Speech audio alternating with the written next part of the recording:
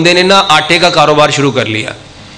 کہتا ہے ڈاکٹر صاحب وہ آٹا اتنا زبردست ہے, اتنا زبردست ہے, ایک بار نا مفت میں کسی کو دے دو, مفت میں دے دو, وہ آپ کی منتیں کرے گا کہ یار وہ آٹا پھر دو.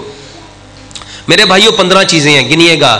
گندم, دیکھو اس کا تناسب کیا ہونا چاہیے. اللہ تعالیٰ نے جو چیز جتنی پیدا کی ہے, جو چیز جتنی پیدا کی ہے اسی تناسب سے لو. سب سے زیادہ دنیا میں کیا ہے؟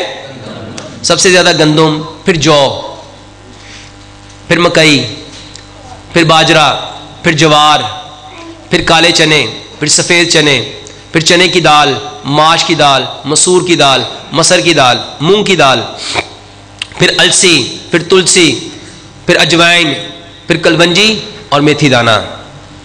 میرے بھائیوں یہ 15 چیزیں ہیں. اس کو پیس کے آٹا بناؤ. سچ بتاؤ اس کا کوئی نقصان ہے؟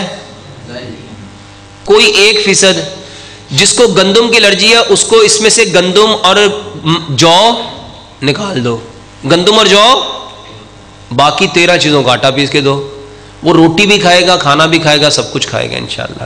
اور میرے بھائیوں یہ صرف روٹی, الحمدللہ مرکز میں, مرکز طیبہ مرید کے میں الحمدللہ بہت سارے شیوخ, ایون کہ پروفیسر حافظ سعید صاحب الحمدللہ یہ آٹا, ان کو بھی میں بتا کے آیا تھا کہ آپ یہ آٹا بنائیں, یہ کھائیں, اس کا بے انتہا فائدہ ہے. ایک روٹی جو بندہ صبح کھا لیتا ہے. یہ ایک ڈاکٹروں میں پروگرام ہوا تھا, میں نے وہاں پہ انہیں بتایا تھا, ایک ڈاکٹر صاحب نے اس کے اوپر باقاعدہ عمل کیا. اس کا مجھے فون آیا کہ ڈاکٹر صاحب الحمدللہ ثم الحمدللہ جب سے یہ روٹی کھانی شروع کی ہے میں جتنے ملٹی وٹامن لیتا تھا سارے بند کر دیے ہیں.